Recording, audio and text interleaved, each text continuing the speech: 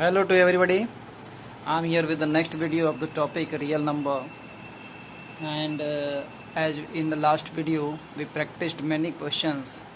Further more questions we will practice, and I will make you understand some other questions also which are related to the competition exams, and it will be very much helpful for you.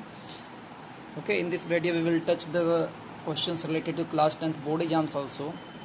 That's why very attentively you have to see the video. As I have already mentioned in earlier video that how to practice. If you know the solution of the question, see the question and pause the video and start solving. And when you solve, then see the video whether your solution is correct or not. Okay, let us start. It's a very good question बेटा. देखो ध्यान से सारे बच्चे देखेंगे. Two positive numbers have their SCF as 12. बेटा SCF 12 है.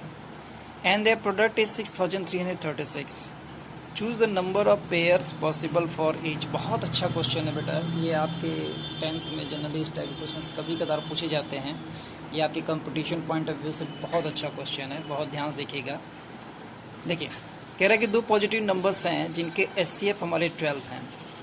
SCF का मतलब क्या होता है बेटा? Highest common factor. यानी जो भी दोनों पॉजिटिव इंटीजर्स होंगे उनका हाईएस्ट कॉमन फैक्टर 12 होगा. यानी डेफिनेटली वो 12 से डिवाइड हो रहा होगा. यहाँ क्लियर है आपको ये बात? And their product is 6336. और उन दोनों नंबर का प्रोडक्ट जो था वो 6336 था.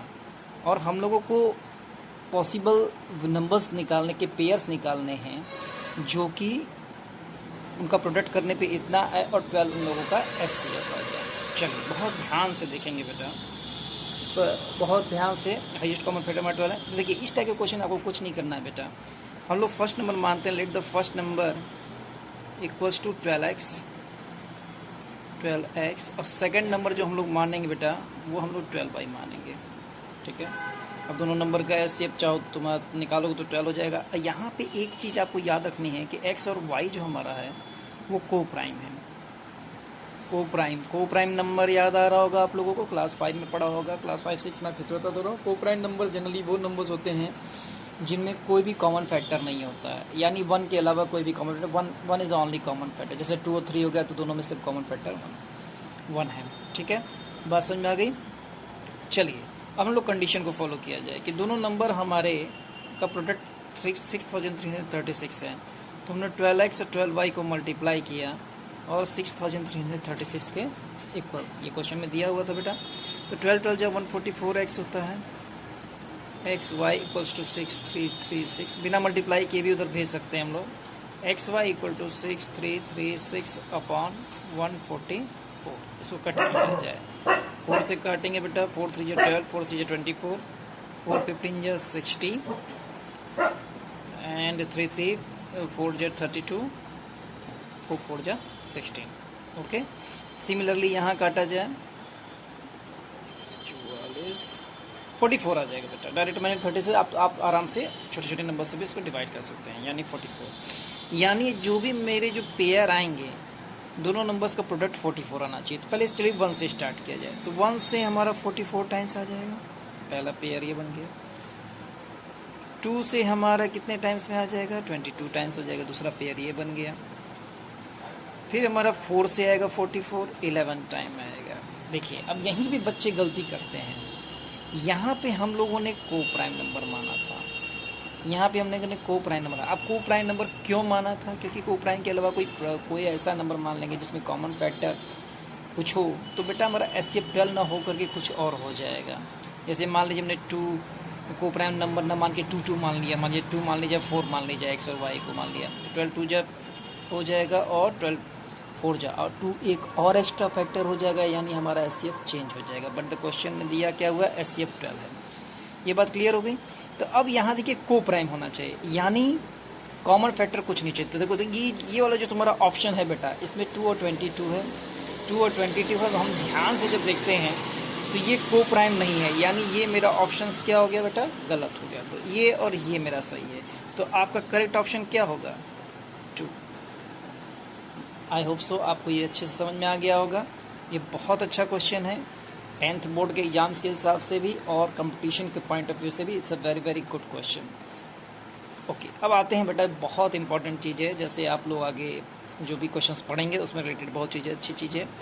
पर let be P be a prime number, P divides A square, then P divides A where A is a positive integer. बहुत ध्यान सुनना, यहाँ पे ये बोल रहा है कि आप ऐसे समझ सकते हो, क्वेश्चन कह रहा है कि अगर 3 डिवाइड कर रहा है 12 स्क्वायर को, तो 3 डिवाइड करेगा 12 को भी। इसका कहने का मतलब ये हो गया कि अगर कोई नंबर किसी नंबर के स्क्वायर को डिवाइड कर रहा है तो वो नंबर उसको भी डिवाइड करेगा। देखो फंडामेंटल थ्योरम अगर तुम्हें याद आ रहा होगा, अरिथमेटिक का मैंने वीडियो में बताया था, अगर तुम ध्यान से देखो 12 को अगर फैक्टराइज करो बेटा 2 × 2 × 3, यानी जो नंबर भी किसी चीज़ को डिवाइड करता है, बहुत ध्यान से मेरी बात को सुनिए बेटा, जो नंबर भी किसी चीज़ को डिवाइड करता तो उसके फैक्टर में वो चीज़ जरूर रहेगा, उसके फैक्टर में वो चीज़ जरूर रहेगा, यानी 3 आना ही आना है, 3 आना ही आना है उसको फैक्टराइज करने पे। अगर आ रहा है तो डिवाइड कर रहा है, नहीं तो नहीं डिवाइड कर रहा है। चलिए, तो अब अगर मान लीजिए, और ये जो हम लोग करते हैं जनरली, हम लोग क्या करते हैं बेटा, प्राइम फैक्टराइजेशन करते हैं, प्राइम फैक्टराइजेशन करते हैं हम लोग। अब अगर मान लीजिए कि ये कह रहा है कि p divides number, p divides a square, मतलब p को हम नंबर को a स्क्वायर मान, चलो मैंने मान लो p को एक नंबर मान लिया, p को एक नंबर मान लिया कि, या सॉरी a को कोई नंबर मान लिया कि a को डिवाइड कर, a हमने मान लिया, मान लो कोई नंबर p1 था, p2 था, मतलब प्राइम फैक्टर है इसके, एक तो कोई इंटीजर है, प्रॉपर इंटीजर है, और उसके प्राइम फैक्टर है, मान लो 2 3 4, हमने उसकी जगह p1 p2 p3 p4 dash करके मान लो pn तक मान लिया। बात समझना, अब यहाँ पे p1 p2 लैंग्वेज में बच्चे कंफ्यूज है तो कुछ नहीं बेटा, अब मान लो 2 3 4 5 6 इस तरह से कोई नंबर है, ये कट रहा है। अब मैंने इसकी पावर में कुछ मान लिया, मान लीजिए हम कुछ भी मान लें, ये आपके एनसीईआरटी में इस तरीके से नहीं दिया, मैं अपनी तरफ से बता रहा हूँ ताकि आपको निकालने में आसानी हो, ध्यान सुनिएगा। अब कह रहा है कि अब इसका स्क्वायर किया जाए। क्यों स्क्वायर किया जाए? क्योंकि हमको ये पता है कि स्क्वायर का डिवाइड करा, तो हमने क्या किया, ए स्क्वायर लिया, ए स्क्वायर लिया तो p1 square, p2 square, p3 square और pn स्क्वायर। हमने क्या कहा था यहाँ पे, मान लीजिए m1 ले लेते हैं, m2 ले लेते हैं, m3 लेते हैं या mn ले लेते हैं, यानी 2m1 हो गया, 2m2 हो गया, 2m3 हो गया और 2mn हो गया, मान लीजिए इस तरह से कुछ ही कर सकते हैं, बिना इसके भी तुम कर सकते हो, जान बच्चे से बताओ ताकि तुमको आसान पड़े, ऐसे डायरेक्टली बिना सेव कर सकते हो। अब देखो, जैसे मैंने तुम्हें बताया था अभी तुरंत कि अगर 3 अगर इसका फैक्टर है 12 का, तो 3 इसमें आना ही आना चाहिए।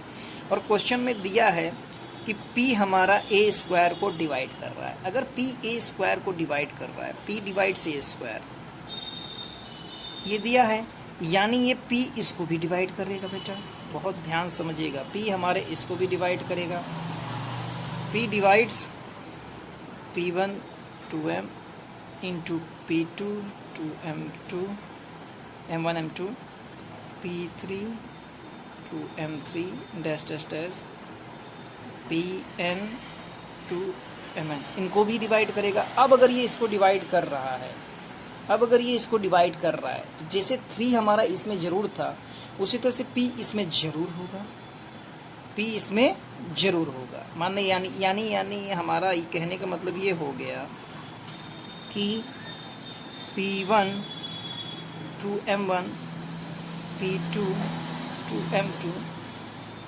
हमने p3 की जगह मान लीजिए, p3 जो मेरा था वो मान लीजिए हमारा p था, p3 हमारा जो था p था, हमने बोला ना इसमें से कुछ भी हो सकता है वो, तो p हमारा 2m3 हो गया, pn 2mn हो गया। बात समझ में आ रही है? देखिए राइटिंग पे थोड़ा ध्यान दीजिएगा। अब ध्यान दें, अब अगर मान लीजिए हम स्क्वायर रूट दोनों साइड का निकाले तो हमारा क्या हो गया, देखिए बेटा a, अब हमारा ये क्या हो गया, p1 m1 p2 m2 p m3, square root निकाला तो 2 हट जाएगा ना बेटा, pn mn। अब यहाँ से देखिए क्या हो गया, अब अगर p इसके फैक्टर में आ गया, यानी p divides a also, p divides a also.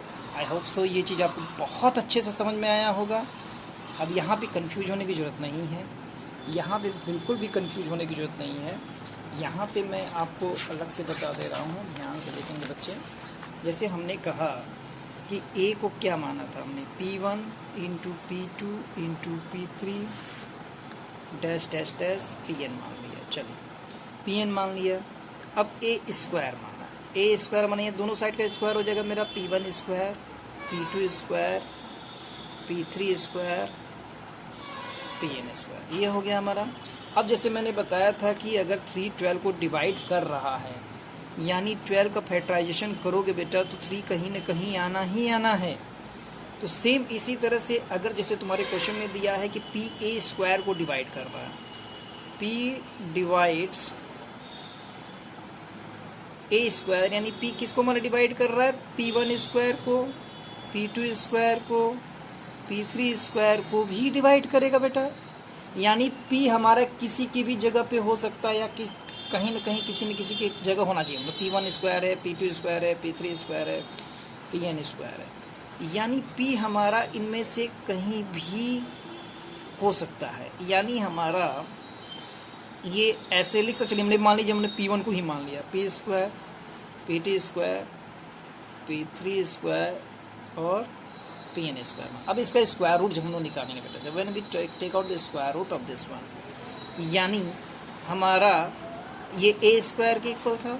अब इसका स्क्वायर रूट जब निकालेंगे तो ए इक्वल्स टू क्या हो जाएगा, P into P2 into P3 dash dash dash Pn। यानी अब यहाँ से देखिए P हमारा ए को भी डिवाइड कर रहा है।